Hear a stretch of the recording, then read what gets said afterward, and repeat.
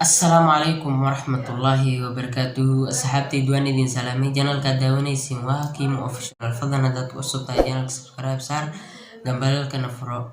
Maanta waxaan idin haynaa video. Marka intaanan u guda galin videogaas waxaan idinka codsanayaa in walaalkiina Saciid Daaf aad u saartaan subscribe booqda please. Wuxuu idinka baahan yahay caawinaad, waa walaalkiina oo u baahan caawinaad. Subscribe, share, like inta buu idinka baahan yahay. Hala caawiyo walaalkiina.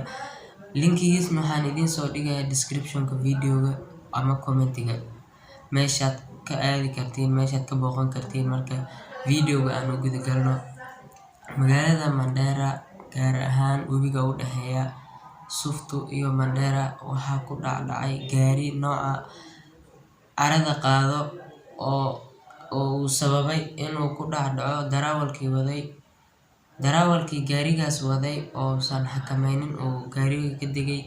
Saas awgeed gaarigu wuxuu ku dhacay webiga dhexdiisa. Sidee lagu soo bixin doonaa? Su'aashaas adiga ku weydiinaa. Sidee lagu soo bixin doonaa? Gaarigiina gaari yar ma ahan, gaari oo dad soo bixin kara ma aha, gaariyaasha waaweynaa waa oo aad u jeedaan. Marka sidee lagu soo bixin doonaa gaarigaasaydi? Waxaa la sheegay lacagta gaarigaas lagu soo bixiyay inay gaarayso $300 oo Soomaali ah. Lacagta Kenya hadaa loo laabtan waa 30,000 oo Kenya ah. Lacagtaas lacag yar miyaa? Marka asxaabay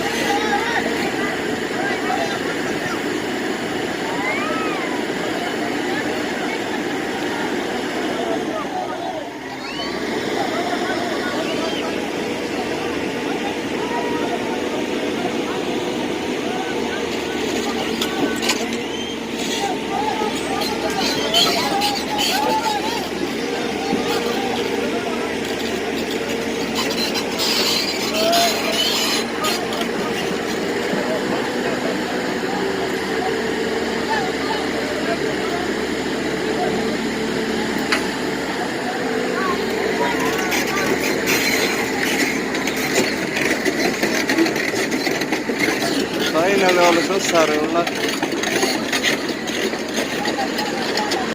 waan hubaa inaad soo daawateen videogan aad soo dhammaysateen.